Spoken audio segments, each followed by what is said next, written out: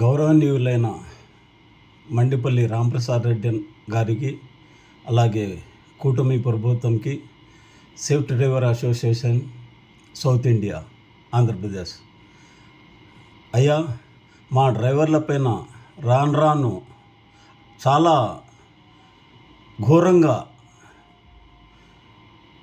కొందరు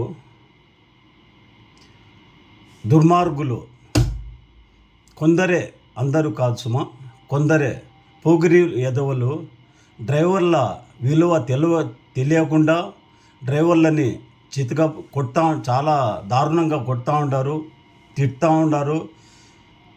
ముఖ్యంగా RTC bus డ్రైవర్లను target చేసుకొని కొందరు దుర్మార్గులు చాలా దారుణాలకి పాల్పడుతూ ఉంటారు. అలాంటి వారికి చట్టపరంగా మీరు శిక్షించాలని కోరడమైనది. అలాగే ఈ ఫ్రీ బస్సు వల్ల ఆర్టీసీకి లాభం ఉండాది, కానీ రాష్ట్రానికి, ప్రభుత్వానికి చాలా వరకు నష్టమే ఉండాది. మరి ఆలోచించి మీరు ఎక్స్ప్రెస్ బస్సులైనా తగ్గించి ట్యాక్సీ డ్రైవర్లు, ఆటో డ్రైవర్లు, ఈ మ్యాక్సీ క్యాబ్ డ్రైవర్ల గురించి కూడా ప్రభుత్వం ఆలోచించాల్సిందిగా కోరడమైనది. అలాగే ఒక చట్టం తీసుకొని రండి సార్, మీరు ఒక చట్టం తీసుకొని రండి. డ్రైవర్ల పైన దాడులు జరుగుతూ ఉంటాయి, చూస్తూ ఉంటారు. కడప జిల్లా మైదుగూరులో కూడా జరిగింది దాడి. రాజంపేట తిరుపతి మధ్యలో జరిగింది దాడి. ఇట్లా రోజుకు ఒక చోట దాడులు జరుగుతూ ఉంటాయి. ఈ దాడుల్లోని మేము మా సంఘం ద్వారా ఖండిస్తూ ఉంటాము. మరి విన్నపం ఏమంటే మా డ్రైవర్ల పైన దాడులు ఆపండి సార్, దయచేసి.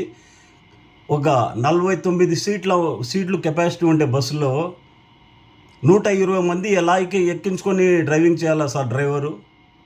మరి ఎక్కించుకోకుంటే తిట్టారు, కొట్టడము, ప్రాణాలు సైతం తీయడము.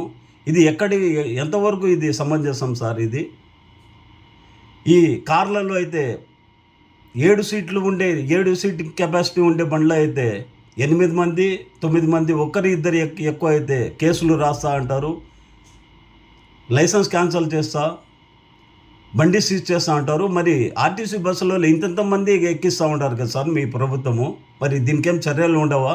ఈ ఆర్టీసీ ఎండీకి మీరేం చెప్పలేదా కెపాసిటీకి మించి ఎక్కకూడదని? చూడండి సార్, ఇలాగైతే మా సంస్థలు చూస్తూ మా డ్రైవర్లకి అన్యాయం జరుగుతూ ఉంటే ఊరుకునేది లేదు సార్.